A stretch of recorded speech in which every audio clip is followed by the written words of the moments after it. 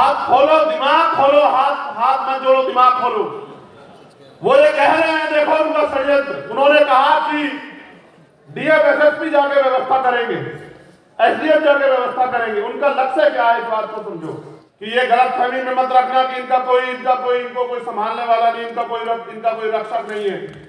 अगर ये गलत फहमी हो, मुख्यमंत्री को निकाल देना दिमाग से। अगर ये गलत फहमी हो गई हो कि इनका कोई रक्षक नहीं, इनके पीछे खड़े होने वाला कोई नहीं, तो जब तक हम बाबा साहब अम्बेडकर के बेटे जिंदा है, तुमसे आर पार की लड़ाई लड़ेंगे, याद रखना। नहीं साहब ने कहा जो जमीन सरकारी है वो जमीन हमारी है। क्यों देश में इस आंदोलन के लिए काम कर रहे हैं, तन मन धन सर्वत्र लगा के इस आंदोलन को आगे बढ़ाने का काम कर रहे हैं, तमाम तरह की मुसीबतें सह रहे हैं। मैं जितना सम्मान इनका करता हूं उतना ही पूरी ईमानदारी से आप लोगों का भी उतना ही सम्मान करता हूं। मेरी नजर में इस आंदोलन से जुड़ा हुआ हर एक कार्यकर्ता मेरे लिए बहुत महत्वपूर्ण है।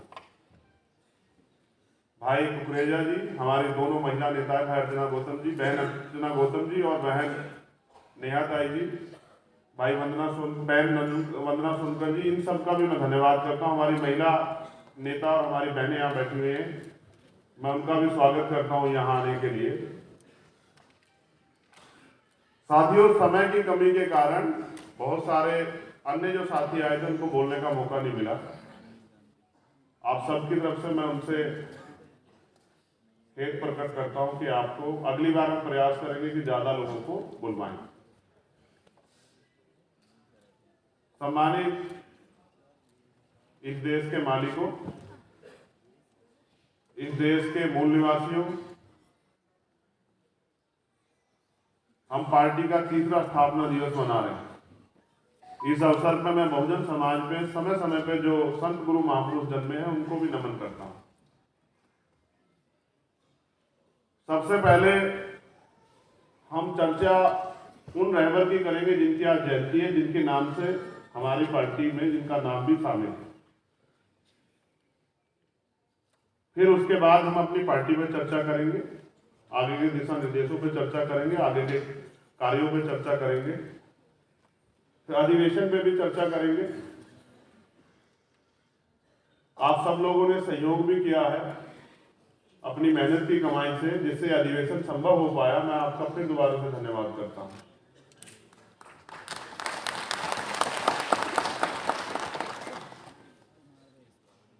माननीय काशीराम साहब मेरे आपके किसी के भाषण के मोहताज नहीं। उन्होंने अपने जीवन में जो कुछ भी अर्जित किया, जो सम्मान पाया, नाम पाया, उसके लिए उन्होंने बहुत कठिन परिश्रम किया और विपरीत परिस्थितियों में अपने आप को जलाकर, अपनी सारी खुशियां सुख दुख त्याग कर, यहां तक कि अपने पेट को भी काट कर उन्होंने इस आंदोलन को कामयाब किया, तब जब हमारे जैसे लोग सांस ले पाए। वो ये कहते थे कि मुर्दा लोग मिशन नहीं चलाते और जिंदा लोग मिशन को रुकने नहीं देते। आज जब मैंने उनको नमन किया तो मैंने उनको यही लाइन से आत्मसात किया। मैं धन्यवाद देता हूं सहारनपुर के साथियों का, क्योंकि वो शुरुआत के साथी, उन्होंने सबसे पहले शुरुआत की, तो उनको भी बहुत बहुत बधाई सहारनपुर के सभी साथियों को, क्योंकि वो इस आंदोलन की जड़, उन्होंने इस आंदोलन को सींचने का काम किया, शुरू करने का काम किया। लेकिन आज जब मैं देश के सभी कोनों में जाता हूं तो मैं देखता हूं कि बड़ी ईमानदारी से, हमसे भी ज्यादा मेहनत हमारे कार्यकर्ता जमीन पर कर रहे हैं। हो सकता है हम में कुछ कमी हो, लेकिन हमारे कार्यकर्ताओं की मेहनत में कोई कमी नहीं। जिस संगठन, जिस पार्टी के पास इतने ईमानदार, संकल्पित, अनुशासित, समर्पित कार्यकर्ता हो, उसको कामयाब होने से कोई नहीं रोक सकता। और जो कार्य किसी पवित्र उद्देश्य के लिए लाखों, करोड़ों, अरबों लोगों को सामाजिक न्याय, अवसर, तमाम तरह की परेशानियों से मुक्ति के लिए चला जा रहा हो, वो भी कभी नाकामयाब नहीं हो सकता अगर हम उसको पूरी ईमानदारी से चला रहे हैं। सम्मानित साथियों, जब उससे पूछा जाता है कि इतना बल कहां से आता है, तो मैं आपको बताना चाहता हूं कि इतना बल कहां से आता है। यहां हमारे एक भाई बैठे हैं, सुदर्शन यादव जी। ये बल यहां से आता है कि उनकी माता का देहांत हो गया आज, लेकिन वो आदमी यहां इस सभा में अपने अधिवेशन में मौजूद है। कहां है सुदर्शन भाई? जय भीम।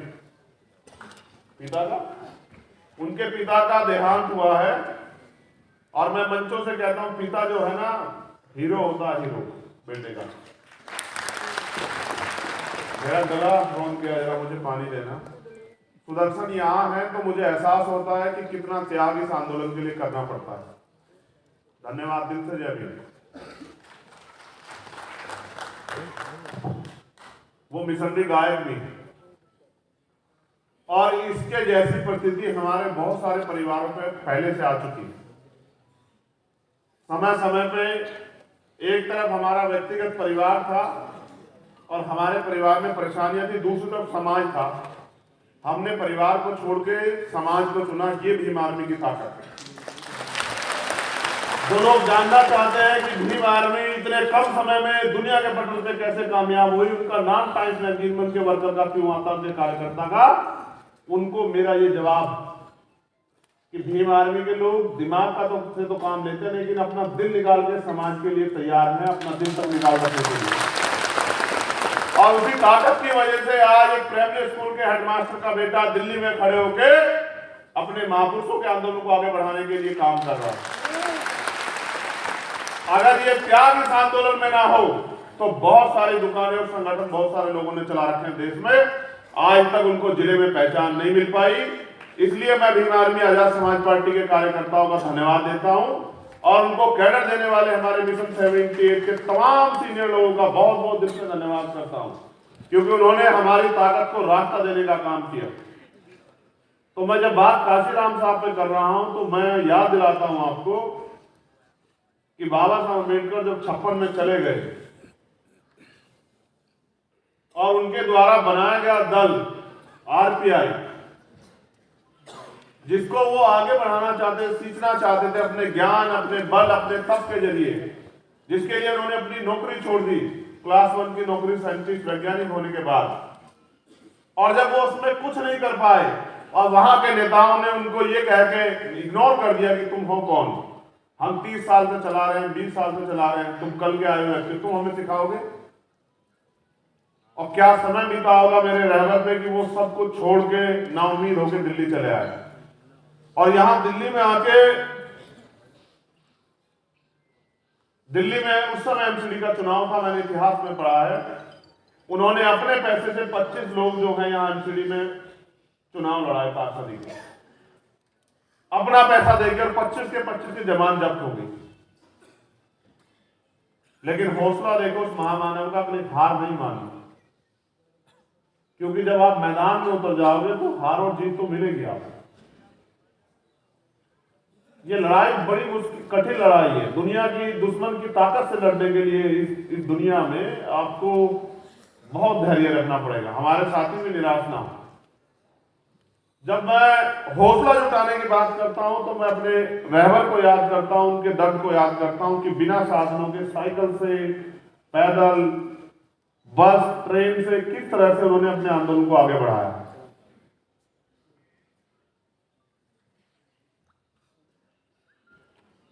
तो तब मेरे अंदर एक और बल तैयार हो जाता है कि रुकना नहीं, और तब तक नहीं रुकना है जब तक हम अपने महापुरुषों का सपना पूरा ना करें। आज तो आपने मुझे इतनी ताकत दी है कि आप मुझे हेलीकॉप्टर से आने का मौका भी देते हैं। आज तो आपने मुझे इतनी ताकत दी है कि आप मुझे प्लेन से भी बुलाते हैं। लेकिन सच ये है कि जब साहब ने आंदोलन शुरू किया तब उनके पास ये साधन नहीं है। तो उन्होंने कहा तमन्ना अगर सच्ची हो तो रास्ते हजार होते हैं, और तमन्ना अगर झूठी हो तो बहाने हजार होते हैं। अगर आपके अंदर सच्ची तमन्ना, मैं गारंटी से कह रहा हूं पहले अधिवेशन में कि दूसरे अधिवेशन से होने के पहले, क्योंकि हमारा दूसरा अधिवेशन 3 साल बाद होगा, दूसरे अधिवेशन के होने से पहले आप इस देश में एक नामचीन पार्टी होंगे और आपके झंडे झंडे आपकी पार्टी की पहचान होगी।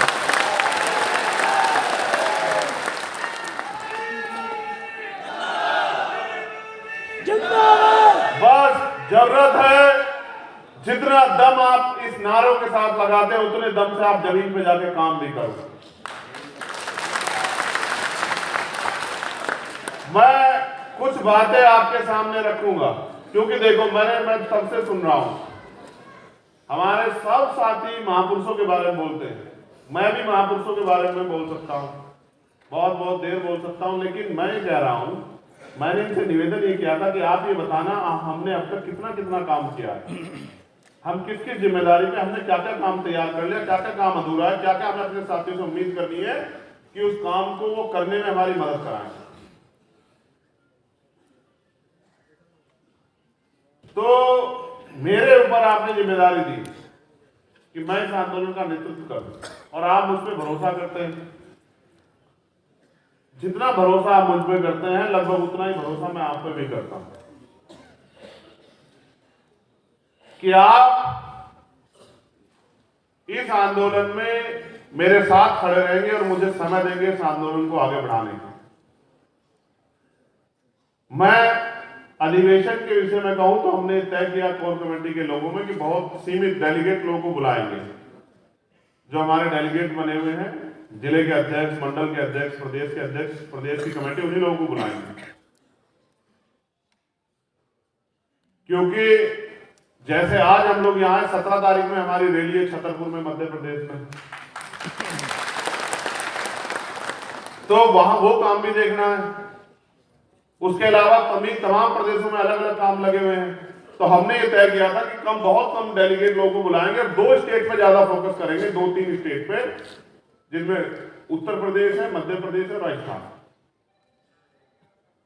उनके ज्यादा डेलीगेट को बुलाएंगे और उनको समझाने का काम करेंगे कि किस तरह से आने वाले समय में उन्हें काम करना है। इसीलिए तय हुआ था कि कब लोगों को बुलाएंगे। फिर मैंने सोचा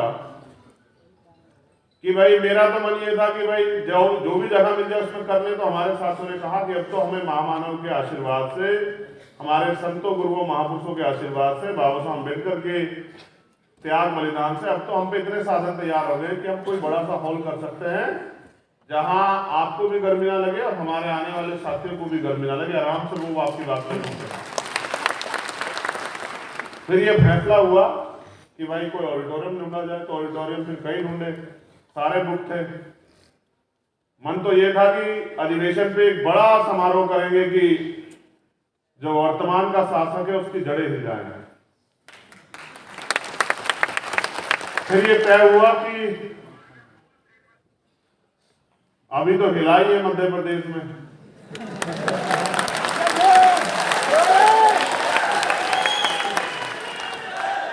तो 1-2 महीने के बाद हिला लेंगे। इसलिए तय हुआ कि श्री फोर्ट ऑडिटोरियम में सीमित साथियों को बुला के हम लोग अपना अधिवेशन करेंगे, वरना हमारा बल उत्तर प्रदेश और देश के विभिन्न राज्यों की और दिल्ली की सरकार भी जानती है कि हमने अभी कुछ दिन पहले मध्य प्रदेश में और उससे कुछ दिन पहले दिल्ली में रामलीला मैदान में अपनी ताकत का प्रदर्शन करके इनको ये बताया था कि हमारे अंदर कितना बल है। तो अब मैं मुद्दों पे आता हूं। जब मैं यहाँ घूम के देख रहा हूँ बात करते हुए, तो इतने प्यारे प्यारे चेहरे बैठे हुए हैं जो बहुत ईमानदार से काम कर रहे हैं जमीन पे। अगर मैं, अच्छा ये भी अच्छी बात है कि मैं बहुत सारे लोगों के नाम नहीं जानता हूं। मैं यहाँ बैठे 90% लोगों को नाम से जानता हूं और सबके नाम लेके बुला सकता हूं, क्योंकि मैं आपके काम पे नजर रखता हूं। यही तो मेरा काम है। देखो अब आप नारेबाजी मत करना, जय जयकार मत करना, मेरी बात को गौर से सुनना, ठीक है?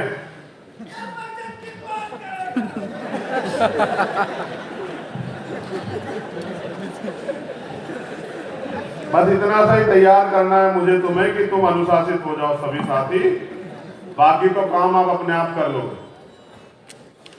यहाँ हमारे कुछ अतिथि भी है, जैसे हरीश जी जिनमें है, भाई बिलाल जी जिनमें है, भाई मनोज जी जिनमें है, हमारे अकाली दल अमृतसर जो है उनके पूर्व वर्तमान सांसद जो संगरूर से सिमरनजीत मान जी, वो नहीं आ पाए किन्हीं कारणों से, उनकी पार्टी के वरिष्ठ लोग आए हुए हैं, उनका मैं धन्यवाद करता हूँ। इस साल 6 प्रदेशों में इलेक्शन 2023, मध्य प्रदेश, राजस्थान, छत्तीसगढ़, कर्नाटक, तेलंगाना और मिजोरम। 6 में से 5 में हमारा संगठन है, 6 में से 5 में, और 5 में से 4 में हमारा मजदूर संगठन। मध्य प्रदेश की शक्ति आपने देखी, राजस्थान की शक्ति आपने देखी, कर्नाटक तेलंगाना में भी हमारा मजदूर संगठन और छत्तीसगढ़ में भी हमारा मजदूर संगठन। अब हमारे पास सबसे पहला जो संकल्प होना चाहिए अधिवेशन पे, ताली बजाने से, नारे लगाने से आगे बढ़ के, वो ये होना चाहिए मेरे आपके सबके जहन में कि हम इन चुनाव में अपनी पार्टी को सफल कैसे बनाएं, हम इन चुनाव में अपनी पार्टी को अपने पैरों पे कैसे खड़ा करें, हम इन चुनाव में बैसाखियों का सहारा छोड़ के, किराए के घरों का सहारा छोड़ के अपने मकान को कैसे मजबूत करें, हम इन चुनाव में अपने सहारे पे कैसे खड़े हों, क्योंकि कानून बनाने की ताकत वो सदन में है। आपके प्रदेशों में जो विधानसभाएं हैं और आपके भारत में जो लोकसभाएं हैं, दोनों सदनों में ही कानून बनाने की ताकत है, और कानून को लागू कराने की ताकत भी उन्हीं के पास है जिनकी सरकार है। विपक्ष कानून लागू नहीं करा सकता, विपक्ष सरकार को मजबूर कर सकता है, लेकिन कानून को लागू नहीं करा सकता है, ना ही कोई कानून बना सकता। तो मैं मध्य प्रदेश को के साथियों को तो धन्यवाद देता हूं उस रैली के लिए, लेकिन जैसा हमारे एक वरिष्ठ साथी ने कहा कि यहां और संगठनों के लोग भी दिल्ली में सालाना जलसे करते हैं, लाखों लाखों लोग लेके आते हैं, लेकिन उनकी राजनीतिक हैसियत इतनी नहीं कि वो एक व्यक्ति के को रोजगार दे दे। तो हमें ये बात सोचनी पड़ेगी कि बात तो बिल्कुल सही है कि सिर्फ लोग इकट्ठे करने से कुछ नहीं होगा, लोगों को वोट डालने के प्रति आपकी पार्टी को तैयार करना पड़ेगा। और इसके लिए बेसिक ये है कि जो हमारी वहां उन प्रदेशों में पार्टी के प्रभारी हैं, जो हमारे मिशन 78 के प्रभारी हैं, मिशन 78 के लोग हैं, उनको, कार्यकर्ता को इस लड़ाई को लड़ने के लिए इस मैदान, जो सजा हुआ मैदान है, उसके लिए तैयार करना पड़ेगा। दुश्मन का मुकाबला हमें अपने छोटे छोटे साधनों से करना पड़ेगा। उनकी मनी माफिया मीडिया का मुकाबला उनके अखबार का, उनके टेलीविजन का, उनके विज्ञापन का, सत्ता में बैठ के जो प्रलोभन वो देंगे, झूठे वादे करेंगे, उनका मुकाबला हमें अपने माउथ मीडिया से करना पड़ेगा। या फिर बहुजन मीडिया के साथियों का धन्यवाद कि वो हमारी आवाज को उठाते रहते हैं। आपको अपनी क्षमता बढ़ानी पड़ेगी, आपको इस चैलेंज को स्वीकार करना पड़ेगा और आपको जमीन पे जाके काम करना पड़ेगा, आपको भाईचारा बनाना पड़ेगा, आपको लोगों को जिम्मेदारी देनी पड़ेगी, आपको अपने संगठन को बहुजन बनाना पड़ेगा। जैसे जब मैं यहां आया, हम एक ही समाज के, दलित समाज के लोग सबसे आगे बैठे हुए थे। मैं इस बात को बहुजन नहीं मानता, तभी मैंने माननीय अध्यक्ष से कहा कि भाई ये सही नहीं है। हम बहुजन की बात करते हैं, हमारे संगठन हमारी पार्टी में हमने इस आइडियोलॉजी को पूर्णतः आत्मसात किया, अपने संविधान में भी आत्मसात किया है, तो हमारा मंच भी बहुजन समाज का मंच होना चाहिए। अगर हमारी कथनी और करनी में फर्क होगा तो हम ज्यादा दिन इस आंदोलन को आगे नहीं बढ़ा पाएंगे, क्योंकि यह आंदोलन ही पूर्णतः सत्यता पर आधारित है, सच्चाई का आंदोलन, ईमानदारी का आंदोलन। इसलिए तत्काल मैंने इनसे कहा कि चलो, हमारे सभी साथी इतने तैयार नहीं है, उनको जानकारी भी नहीं थी, तो हमें अगर क्या तो हम सब लोग नीचे बैठेंगे या फिर जितने सीनियर साथी हैं हम प्रयास करेंगे ज्यादा से ज्यादा लोगों को अपने साथ बिठाने। और ये भावना जब मेरे अंदर है तो आपके अंदर भी होनी चाहिए, होनी चाहिए बताइए। जब ये भावना आपके अंदर होगी और आप जमीन पे इस तरह के विचार के साथ काम करोगे और मोहरे बनने की बजाय जो दुश्मन मोहरे बनाना चाहता है हमारे बहुजन समाज के लोगों को आपस में टकराव करा, जो हमारी एकता को तोड़ना चाहता, उनके मोहरे ना बन के, दुश्मन की मदद ना करके, अपनी छोटी छोटी बातों को वहीं निपटा के और भाईचारा पैदा करना पड़ेगा, विश्वास मजबूत करना पड़ेगा कि हमारे जो रिश्ते हैं वो सच्चे रिश्ते हैं और हम लोग दिल से इस आंदोलन को कामयाब करना चाहते हैं। जब आप गांव देहात में जाके हमारे उन अति पिछड़े समाज के लोगों को अपने साथ जोड़ने का काम करोगे, पहली बात तो मैं दलित समाज के लोगों से कहना चाहता हूं, स्पेशली मुझे गर्व है कि आप इस आंदोलन को आपने अब तक अपने खून से सींचा, लेकिन मैं आपसे कहना चाहता हूं कि आपको और थोड़ा सा और तैयारी करनी पड़ेगी, अपने आप को पीछे रख के अपने भाईचारे के भाइयों को आगे करके इस आंदोलन को आगे बढ़ाना पड़ेगा, क्योंकि दुश्मन बड़ा चालाक है। दुश्मन हमारे लोगों को वो विधायक भी बना रहा है, एमपी भी बना रहा है और उनके हाथ में पावर नहीं दे रहा है, उनको व्यक्तिगत तनख्वाह देने लायक बना के, उनसे उनके समाज का चेहरा बना के उनकी वोट को लूटने का काम कर रहा है। इसलिए आपको और हमको दुश्मन के आंदोलन को भी समझना पड़ेगा कि उसने क्या तैयारी की। इसलिए गांव देहात में जाके पाल, प्रजापति, कश्यप, निषाद, मौर्य, साके, कुशवाहा, सैन, जो तमाम पिछड़ी जातियां हैं उनके बीच में जाके उनको समझाना पड़ेगा कि आज के हालात क्या है।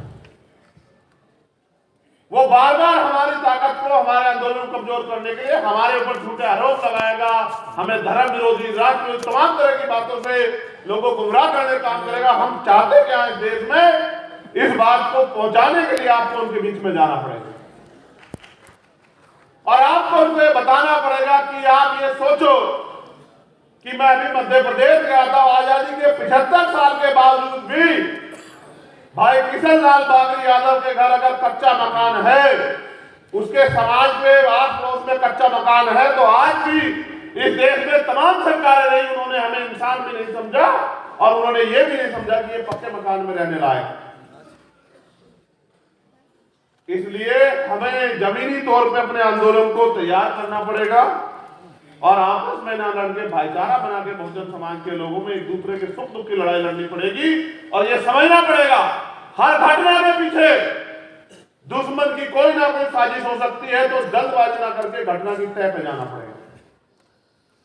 अगर बिना घटना की तह पे जाएंगे तो प्रथम दृष्टया बहुत बड़ा झगड़ा रहेगा और जाकर जमीन पे देखेंगे तो पता लग जाएगा कि दुश्मन ने साजिश करके हमारे लोगों को भिड़ाने काम किया है। और हम बुद्धिजीवी तभी हैं जब हम उस दुश्मन की साजिश को समझ के खबरदार होकर अपने लोगों को तैयार करें।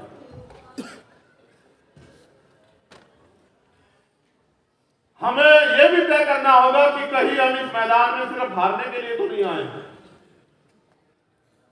मैंने तो ये तय किया है व्यक्तिगत रूप से, आपका अग्रणी होने के नाते, नेतृत्वकर्ता होने के नाते, कि मैं तो अपने मन में रोज ये तय करता हूं कि हमें ताकतवर बनना है, ताकतवर बनना। क्या आप अपने मन में इस सवाल को कभी उठाते हैं कि हमें ताकतवर बनना है?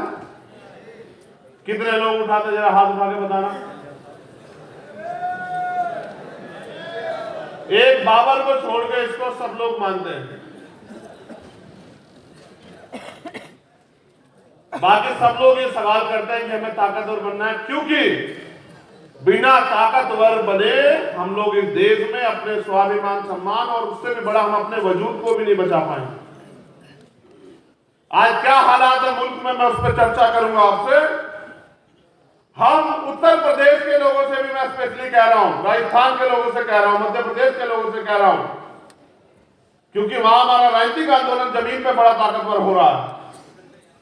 हम विपक्ष हैं। विपक्ष का काम है कि सरकार ने जो वादे करके वो सरकार में आई थी, उन वादों को विपक्ष होते हुए हमें उनसे पूरा करवाना है। इसलिए हर महीने पे कोई ना कोई आंदोलन जो है जिला स्तर पे करते रहते हैं। इसलिए हमें अपने आंदोलनों की संख्या बढ़ानी पड़ेगी, मुद्दों की संख्या बढ़ानी पड़ेगी। सरकार को देखना पड़ेगा कि सरकार ने क्या क्या वादे किए थे, क्या क्या उन्होंने पूरे किए हैं, और इस झूठ को भी, जो झूठ फैलाकर उन्होंने हमारे लोगों की वोट में काम किया है, उस झूठ को भी समाज के बीच जाके बेनकाब करना पड़ेगा। हमें समाज के बीच जाके छोटी छोटी मीटिंग करके जो बड़े बड़े नेता हैं हमारे, उनको भी मैदान में उतर के लोगों को समझाना पड़ेगा, क्योंकि ये आंदोलन सिर्फ जहां से तैयार हो सकता है। देखो, दुश्मन पैसे भी देता है, दुश्मन साधन भी देता है, दुश्मन सब कुछ करता है। क्या यहां आया कोई व्यक्ति को किसी ने पैसा दिया है क्या? हाँ, हम पैसा भी अपना खर्च करते हैं, समय भी अपना खर्च करते हैं, ऊर्जा भी अपनी लगाते हैं, तन मन धन को भी अपने निछावर करने को तैयार है महापुरुषों के आंदोलन के लिए।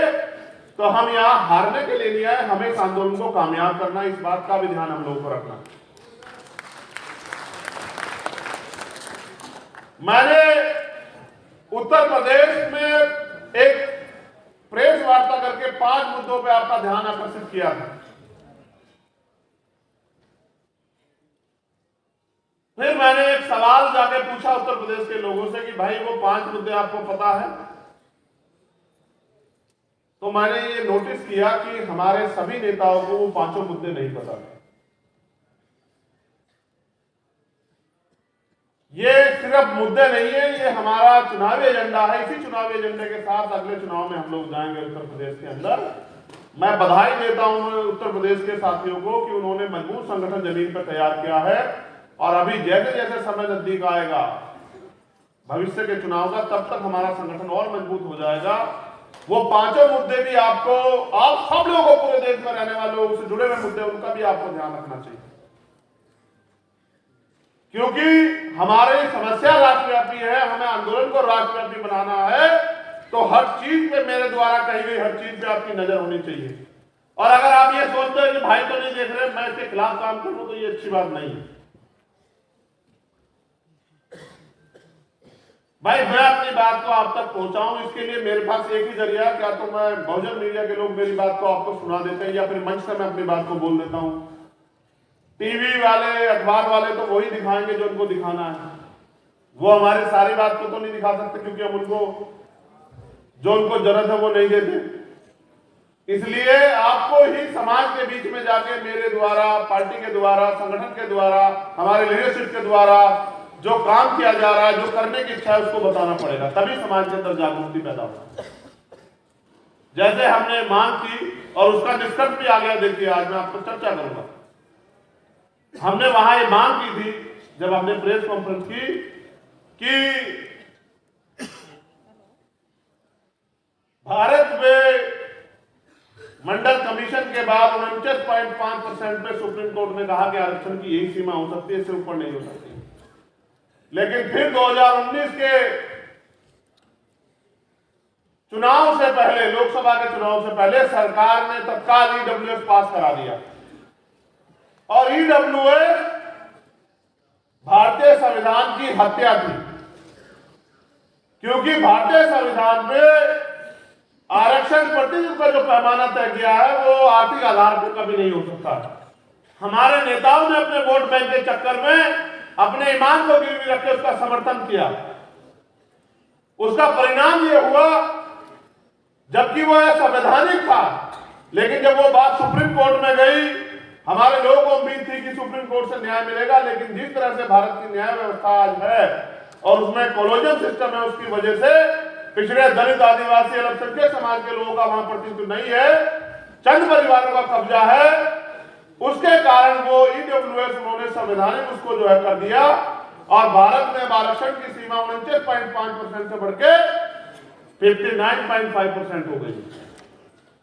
अब जो नए विज्ञापन आते हैं आप देखना, 2 साल में ईडब्ल्यूएस का कोटा अगर 100 भर्ती आ रही तो 70 का आ रहा है, और जो इतने लंबे समय का बैकलॉग है उसमें दलित पिछड़ों के बच्चों का कोटा वो 2-2 4-4 सीटों का आ रहा है। इसलिए हमने मांग की कि अब तो आपने आरक्षण की सीमा खत्म कर दी है, जो बैरियर आपने लगाया था 49.5% का, अब जिसकी इतनी संख्या भारी उसकी इतनी हिस्सेदारी, अब आपको देश में सबके लिए संख्या के आधार पर आरक्षण की व्यवस्था करनी चाहिए। और जब हम सरकार से बात करते हैं तो सरकार कहती है कि साहब हम पे तो साधन नहीं, तो हमने कहा कि ठीक है, आपने पिछड़े वर्ग के लोगों को 27% आरक्षण दिया। आप गौर से सुनना मेरी बात को, जाकर समाज में बताना कि आपने पैमाना बना के 52% ओबीसी को 27% आरक्षण दिया, उनका आधे से ज्यादा हिस्सा आप खा के चले गए। तो अब आप ये कहते हैं कि आप पे साधन नहीं, तो कम से कम जो अति पिछड़ी जाति है उनको उत्तर प्रदेश में 15%, 27% के अलग 15% आरक्षण की व्यवस्था आपको अति पिछड़ी जातियों के लिए करनी चाहिए, जिससे जब 100 वैकेंसी आए तो 15 पद अति पिछड़ी जातियों के बच्चों को मिले। जब सिविल सर्विस की 100 वैकेंसी आए तो 15 बच्चे पाल, प्रजापति, कश्यप, निषाद, मौर्य, साक्य, कुशवाहा के भी जाए, उनका भी प्रतिनिधित्व हो, वो भी बैठ के कुर्सियों पर अपने समाज के लिए कुछ करें। उसी क्रम में हमने कहा कि उत्तर प्रदेश में शेड्यूल कास्ट की 66 जातियां हैं, 6 जातियों के लोग तो मेहनत करके किसी तरह से आगे बढ़ पाए, उनकी संख्या भी अगर आप सही तरह से काउंट करोगे तो वो 25% से पार होगी, लेकिन आप उनको 15.5% आरक्षण देते हो।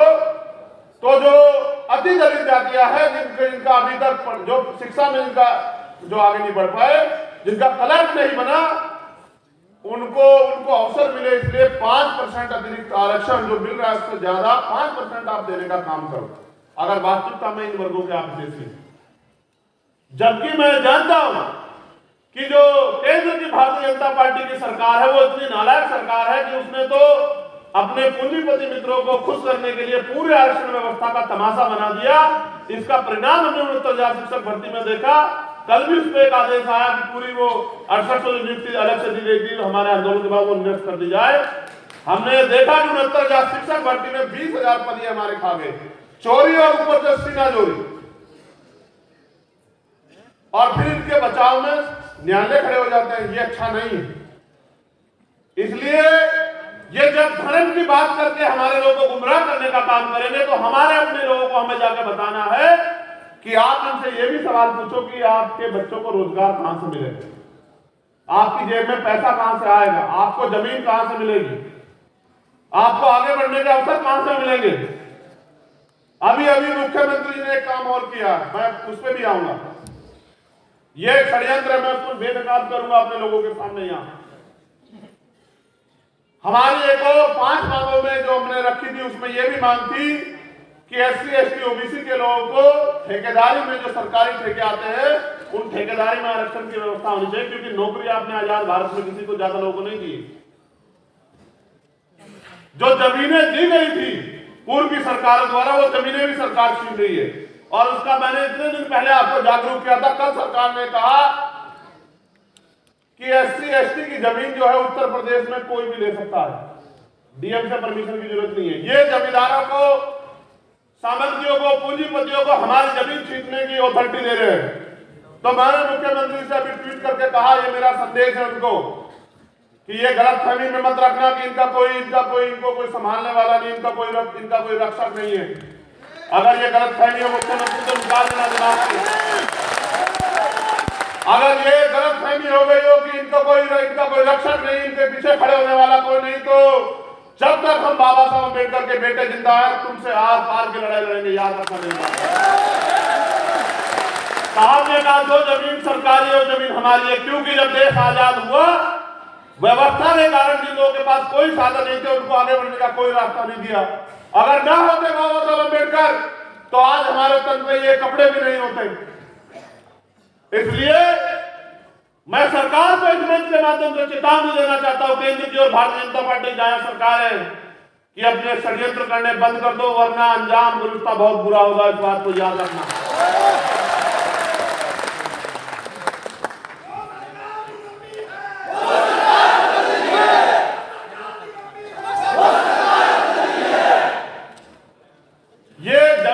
खरीदना चाहते हैं और हम जमीन दिलाना चाहते हैं। ये बात भी आपको बतानी पड़ेगी कि जमीन दिलाने की ताकत सरकार में होती है, इसलिए हम कहते हैं कि अपने लोगों को चलो ताकतवर बनो। रोजगार देने की ताकत सरकार में होती है, इसलिए मैं आप लोगों से, मध्य प्रदेश राजस्थान के लोगों से कह रहा हूं कि अपने लोगों को इनके भरोसे मत छोड़ो, उनको हाथ फैलाने मत दो। रोजी रोटी के लिए मोहताज हो गए हमारे लोग, वहां इनके भरोसे मत रहो। अपने लोगों को ताकतवर बनाने के लिए, उनको समझाने के लिए उनके बीच में जाओ। और भी कई मांगे हमने वहां रखी थी उस समय, लेकिन क्योंकि हमें आगे बढ़ना है और बहुत सारी महत्वपूर्ण बातें करनी है आपसे, एक षड्यंत्र जो किया है ये बेनकाब होना बहुत जरूरी है। किसी की हैसियत नहीं पूरे देश में कि वो इस षड्यंत्र का सामना कर ले, लेकिन इस षड्यंत्र को बेनकाब करना नेतृत्वकर्ता के कारण मेरी जिम्मेदारी है। कल एक शासनादेश आया हमारे नेता समिति में उत्तर प्रदेश के, और ये सब जगह होगा, सिर्फ उत्तर प्रदेश में नहीं होगा, आप देख लेना। उन्होंने कहा कि 22 तारीख से 30 तारीख तक रामनवमी का त्योहार है और तमाम तरह की जो धार्मिक आयोजन है वो होगा, और उसमें 1 लाख रुपए हम लोग पंडित पुजारियों को ये काम करने का देंगे। पहली बात, संविधान ये स्पष्ट करता है कि कोई भी धार्मिक कार्य किसी भी जाति धर्म का हो वो सरकारी खर्चे में नहीं हो सकता। हाथ खोलो, दिमाग खोलो, हाथ मत जोड़ो, दिमाग खोलो। वो ये कह रहे हैं, देखो उनका षड्यंत्र। उन्होंने कहा कि डीएम एसएसपी जाके व्यवस्था करेंगे, एसडीएम जाके व्यवस्था करेंगे। उनका लक्ष्य क्या है, इस बात को समझो भाई। धर्म आपका व्यक्तिगत मामला है, कोई आपको उसके धर्म को मानने से नहीं रोक सकता, और चाहे वो हिंदू धर्म के लोग हो, मुस्लिम धर्म के लोग हो, ईसाई धर्म के लोग हो, सिख धर्म के लोग हो, कोई भी धर्म देना सिखाता है, लेना नहीं सिखाता, लूटना नहीं सिखाता, जो सिखाते हैं। और धर्म को मानने वाले लोग, अपनी आस्था ये होती है कि वो अपना खर्च करके अपने धर्म को सीखते हैं। ये है असली धर्म। इन्होंने व्यवस्था की है कि बैनर लगेंगे जनप्रतिनिधियों के, वो सरकारी खर्चे में लगेंगे, और मंदिरों में लगेंगे, और मंदिरों में जो एमपी एमएलए, क्योंकि उनकी सरकार है वहां, तो इनके नेता वहां मुख्य अतिथि होंगे। आप सोचो, जब मंदिर को राजनीतिक घर बनाना चाहते हैं कि मंदिरों में इनके नेता जाएं, सरकारी खर्चे पे जाके भाषण दे, और भाषण देके कहें कि देखो हमारी पार्टी ने किया है, इसलिए आप हमारे साथ जुड़ जाओ। ये हमारे दलित पिछड़े वर्ग के लोगों को बेवकूफ बनाने की तैयारी है, उनकी वोट को लूटने की तैयारी है। ये कोई धार्मिक नहीं है। अगर धार्मिक होते तो मंदिर छोड़ के गोरखपुर का ये लखनऊ की सत्ता में नहीं बैठे होते, आप सब लोग जानते हैं। हमें अपने समाज को सावधान करना होगा। हमारी बहनें वहां जाएंगी मंदिरों में पूजन करने के लिए, ये वहां अपनी बात बता के उनको बेवकूफ बनाने का काम करेंगे। हमें ज्यादा बड़े पैमाने पर मैं आपसे कह रहा हूं कि अपनी बहनों को इस आंदोलन से जोड़ना पड़ेगा, हमारी माओ को तैयार करना पड़ेगा। हमारी बहुजन सेनिया जो इतिहास उनका गवाह है, इतना बड़ा इतिहास है, माँ सावित्रीबाई फुले से लेके माँ अवंतिकाबाई लोधी, माँ झलकारी बाई, माँ पन्नादाई, इतना बड़ा इतिहास है जिसका कोई तोड़ नहीं। उन वीरांगनाओं को, जो आज की वीरांगना, उनको तैयार करना पड़ेगा। कुछ यहाँ बैठी है, कुछ घर पे है, उनको हमें जाकर समझाना पड़ेगा कि इनसे कहो कि अगर वास्तविकता में तैयार करना है तो इन महिलाओं को सशक्त करो और हर महिलाओं को रोजगार दो। अगर तैयार करना है तो सुरक्षा करो बहन बेटियों की। उत्तर प्रदेश और देश में जहां तुम्हारी सरकार निगमों बहन बेटियों की सुरक्षा नहीं कर पाते हो, भाषण देते हो, बेटी बचाओ बेटी पढ़ाओ के नारे देते हो, और आपकी सरकार में हाथ के साथ क्या हुआ आपने नहीं देखा क्या? ये भारतीय जनता पार्टी के लोग और इनकी महिला नेताएं भी चुप थी बिल्कुल, और सीबीआई ने क्लोजर रिपोर्ट लगाई, कहा कि ये हुआ। देखो किस तरह से सत्ता का दुरुपयोग करके उन्होंने हमारी बहन को, न्याय को जो है बाधित करने का काम किया। देखा आपने किस तरह से आपके साथ जो है न्याय का मजाक उड़ा उत्तर प्रदेश में। 3 लोगों को बरी कर दिया और 1 आदमी को सजा, और वो जो धाराएं बैठती थी वो हटा दी। पूरी सरकार खड़ी थी आरोपियों को बचाने के लिए। केवल भीम आर्मी के लोग जमीन पर लड़ रहे थे उस समय, आजाद समाज पार्टी के लोग, और उनका दबाव था दिल्ली में कि मुख्यमंत्री को मजबूर होना पड़ा न्याय के लिए, लेकिन फिर भी न्याय के साथ घोटाला किया। याद रखना कि गुंडों को बचा नहीं पाओगे मुख्यमंत्री, मेरी बात को याद रखना। क्या उंगली दिखा के बात करते हो सदन में? नहीं हुआ मैं सदन में, वरना देता जवाब अपने लोगों की तरफ से, बताता कि उंगली कैसे दिखाई जाती है। घमंड तो बहुत बड़े बड़े अहंकारियों के दूर हुए।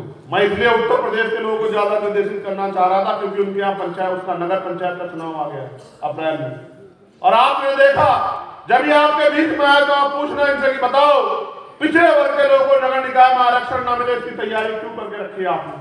क्यों इतने दिन तक आपने जो है वो ट्रिपल टेस्ट पास नहीं करवाया?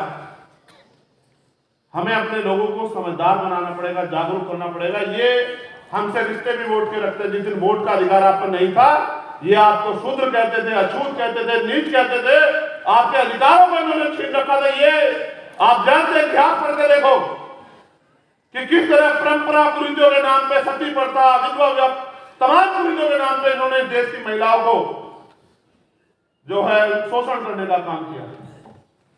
ऐ मेरे मूल निवासी बहुजन समाज के लोगों, अपने दिल पे हाथ रख के पूछो कि सती प्रथा के नाम पे अगर आज सती प्रथा होती और आपके घर में अगर आपके घर में कोई बहन विधवा हो जाती, चाहे वो आपकी बहन हो, भाभी हो, मां हो, उसको संखलों में बांध के अगर जलती चिता पे लिटाया जाता तो आपके छाती पे क्या बीतती, आपके दिल पे क्या बीतती, आप सोच के देखो। क्योंकि तब हम पे अधिकार नहीं थे, देश तब गुलाम हुआ। जब इस देश के बहुजनों को लड़ने का अधिकार नहीं था, उनको हथियार उठाने का अधिकार, तब गुलाम हुआ। आज गुलाम करके दिखा दो। अगर किसी की मां ने दूध पिलाया विदेशी की, चाहे वो चाइना, पाकिस्तान या कोई सा भी देश हो, जिसको गलत फहमी हो, अब गुलाम बना के दिखा।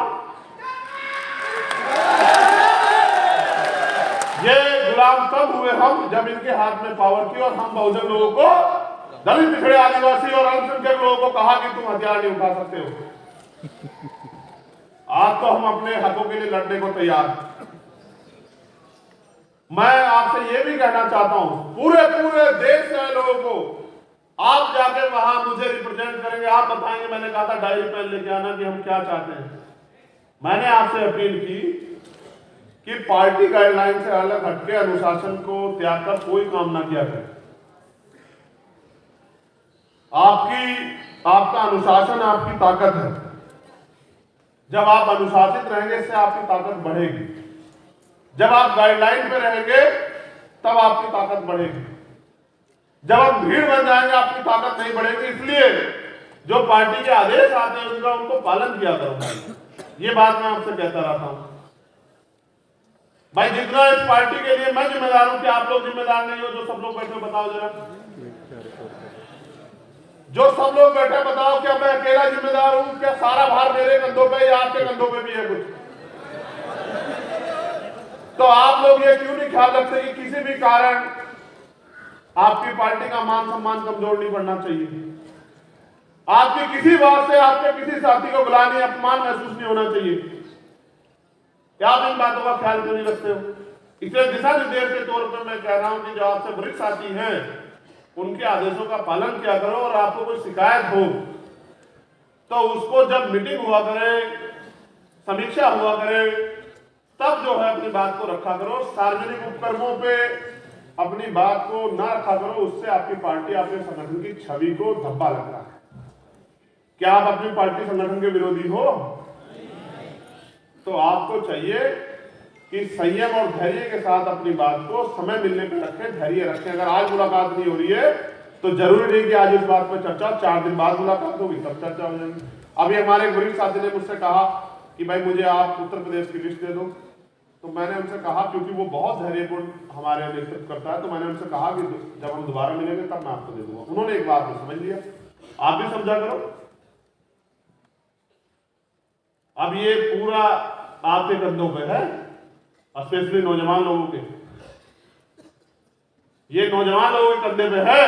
मैं बिहार के साथियों का भी धन्यवाद करना चाहता हूं कि उन्होंने बहुजन समाज जोड़ो भाईचारा तैयार करो यात्रा के जरिए पूरे बिहार में जो सत्ताधारी दल के साथी लोग हैं, उनकी यात्रा में भी इतनी भीड़ थी, जितनी भीड़ उन्होंने जुटाने का काम किया, जितनी मेहनत करने का उन्होंने काम किया। मैं वहां के नेतृत्व करता दोनों साथियों का, और वहां से पहुंचे सभी, और जो वहां हैं उन सभी साथियों का दिल से धन्यवाद करता हूं कि वहां भी उन्होंने आपने एहसास करा दिया कि आने वाले कल में आजाद समाज पार्टी भीम आर्मी के बिना वहां भी आगे राजनीतिक आंदोलन उन लोगों का नहीं बढ़ सकता। तो इस बात को आगे बढ़ाते हुए मैंने बीच में भी कहा और आप सब आपसे पुनः कह रहा हूं, क्योंकि आधी आबादी को ये लोग प्रभावित करने का काम करेंगे, इसलिए मैं आपसे कह रहा हूं कि ज्यादा बड़े पैमाने पे बहुजन समाज की महिलाओं को आप लोग अपने संगठन पार्टी से जोड़ने का काम करें, उनको जिम्मेदारी देने का काम करें, उनको समझाने का काम करें, उनको एहसास कराएं कि देश में क्या चल रहा है और देश में जो देश के दुश्मन लोग हैं, जो नकली राष्ट्रभक्त लोग बनते हैं, वो क्या करना चाहते हैं, ये बताने का काम भी आप महिलाओं को करें। ठीक है। मैंने आपसे पिछले भीम आर्मी के अधिवेशन में कहा था कि हम जल्द अपना अखबार जो है वो करेंगे, तो हमारा न्यूज पोर्टल रेडी हो गया है। अगले महीने हम लोग उसको लॉन्च करेंगे। आगे जो भी नियुक्तियां होगी, जो भी रैलियां होगी, सब चीजों की इंफॉर्मेशन आपको उस पर मिला करेगी। अगले महीने हम लोग उस न्यूज पोर्टल को लॉन्च करेंगे। यहाँ बिजनौर के साथी भी हमारे आए हुए हैं, वहां हमारा कार्यालय भी बना है नगीना में। उस कार्यालय का भी उद्घाटन हम लोग अगले महीने करेंगे। आप लोग तैयारी कर लो, अगले महीने उस कार्यालय का उद्घाटन भी नगीना में होगा। ठीक है।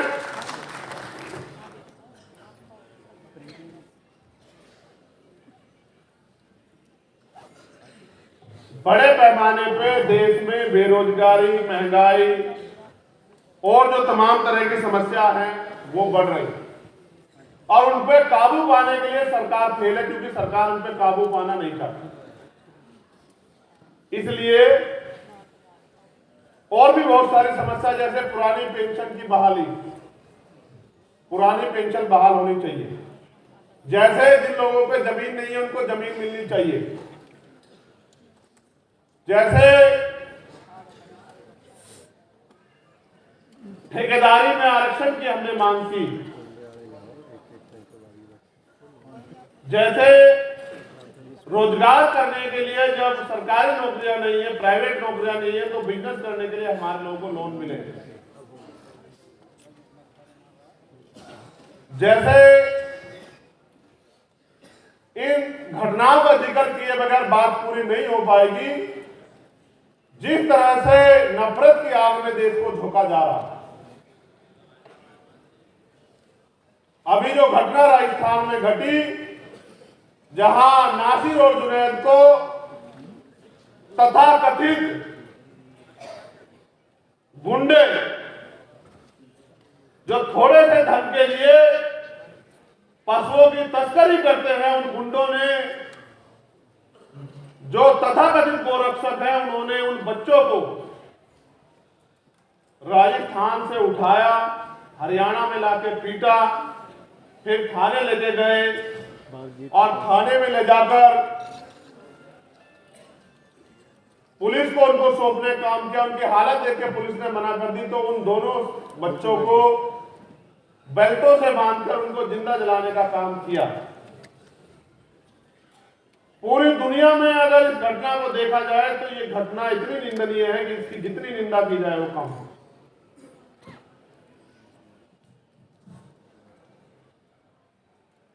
जब मैं सती प्रथा का जिक्र कर रहा तो बिल्कुल ऐसा ही दर्द पैदा होता है जो इस घटना में हुआ, जिंदा लोगों को जलाने। वो तो मैं धन्यवाद देता हूं राजस्थान और हरियाणा की टीम का, उन्होंने एक दिन में पूरा 1 दिवसीय आंदोलन करके सभी मुख्यालयों पे, और उनके सहयोगी के रूप में उत्तर प्रदेश उत्तराखंड की टीमों ने सभी जिला मुख्यालयों पे आंदोलन करके उस निकम्मे मुख्यमंत्री को उन परिवारों से मिलने जाने के लिए मजबूर कर दिया, जबकि उनकी सरकार में अभी तक गिरफ्तारियां नहीं हुई। यहां मॉब लिंचिंग की घटनाएं होती हैं, यहां ग्रंथ साहिब की बेइज्जती की घटनाएं होती है, यहां तमाम तरह से हमारे गुरु घरों को, हमारे पवित्र स्थलों को ढाने की तैयारी चल रही है। बड़े पैमाने पे सरकार के लोग बसे हुए, जो 60-70 साल से लोग बसे हुए, बरेली बदायूं का एक मामला मुझे बताया साथियों ने, उन परिवारों को उजाड़ने का काम कर रही है, हल्द्वानी में इसे उजाड़ने का काम किया। इन सब के खिलाफ भी हमें लड़ने की तैयारी करनी चाहिए और अपने संवैधानिक आंदोलन से सरकार को, इनकी सरकार की साजिश को नाकामयाब करना चाहिए। हमें जमीन पे जाके अन्याय करने वाले लोगों से, जो पीड़ित लोग हैं, उनकी आवाज बनना चाहिए, उनके साथ खड़ा होना चाहिए। जब नाइंसाफी हो, अन्याय हो, तो हमें जाति धर्म से ऊपर उठ के उनकी मदद करनी चाहिए। ये हमारी जिम्मेदारी होनी चाहिए। मैं एक भीम आर्मी के वरिष्ठ साथी यहाँ बैठे, सीनियर साथी, उनको भी एक आग्रह करना चाहता हूं कि वो अपनी पाठशालाओं पे ज्यादा काम शुरू करें। उन पाठशालाओं के जरिए हमारा नया कल तैयार हो रहा है, उन पाठशालाओं पे ज्यादा काम करें। उसके साथ साथ भीम आर्मी को अब हम बहुजन सुरक्षा दल के रूप में भी उनसे काम लेंगे। बहुजन सुरक्षा दल का क्या काम है, इसको जानने के लिए अब संगोष्ठियां जो है आप लोगों के बीच में रखी जाएंगी और भीम आर्मी के लोगों को, भीम आर्मी के हमारे नेताओं को, अपने कैडर को तैयार करना है कि वो अपने इस दल को, इस शक्ति को बहुजन समाज की सुरक्षा में समर्पित, अर्पित करने का काम करें।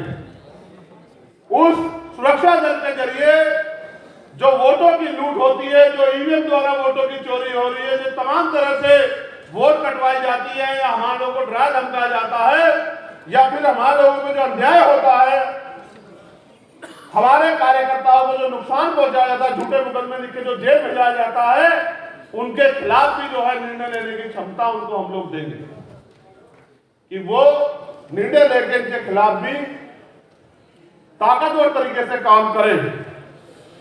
विकल्प के तौर पे, भविष्य के तौर पे हम पे जो अगले संकल्प है वो हरियाणा में आजाद समाज पार्टी काशीराम के आंदोलन को खड़ा करने का है।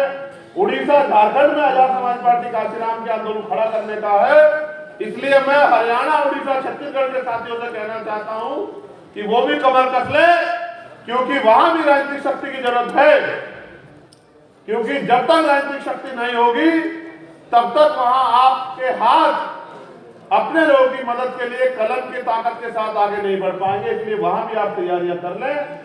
और मैं जो वहां प्रभारी है भीम आर्मी के जो प्रदेश के संयोजक हैं, उन सब लोगों से कहना चाहता हूं कि वो कमर कसे।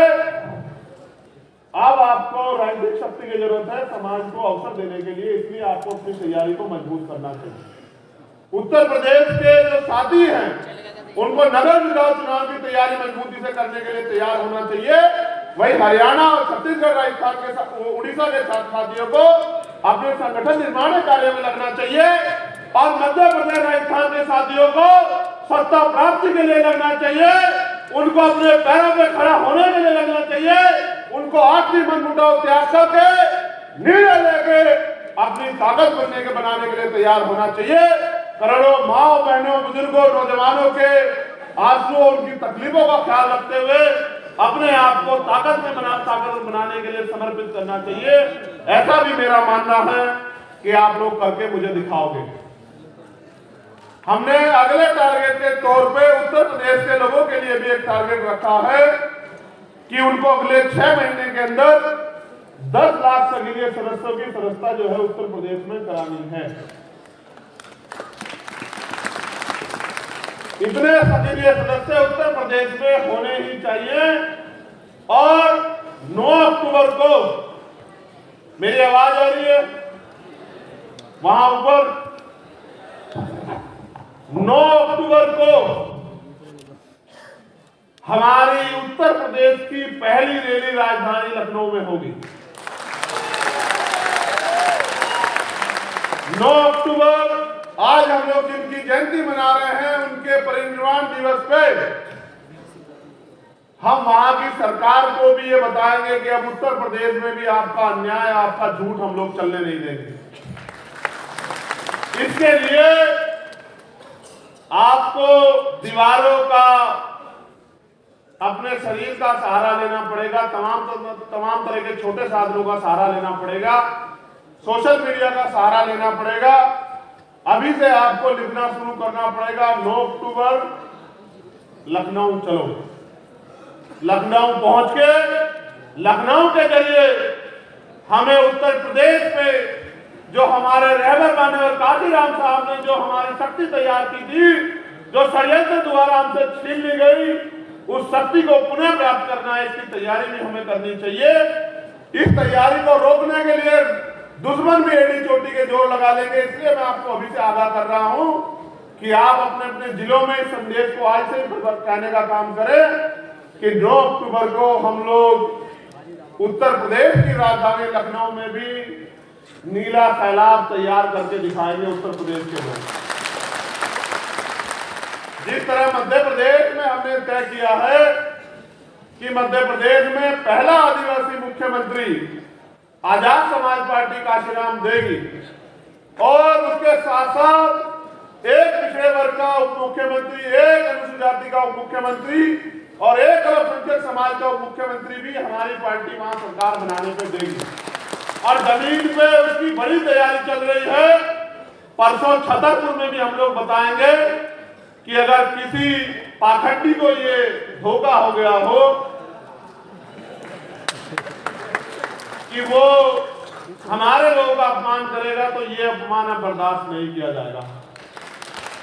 हम इस देश के प्रति इतने समर्पित हैं कि हमने हजारों साल तमाम तरह के अपमान सहे, हम बिना अवसरों के रहे, तमाम तरह के अन्याय अत्याचार के साथ भी देश के साथ खड़े रहे और आज भी भूखे प्यासे पेट भी बिना साधन के आज भी हम इस देश के प्रति समर्पित है, क्योंकि हम इस देश के मूल निवासी हैं, देश हमारा है, इसलिए हमारी तैयारी सबसे ज्यादा मजबूत होनी चाहिए।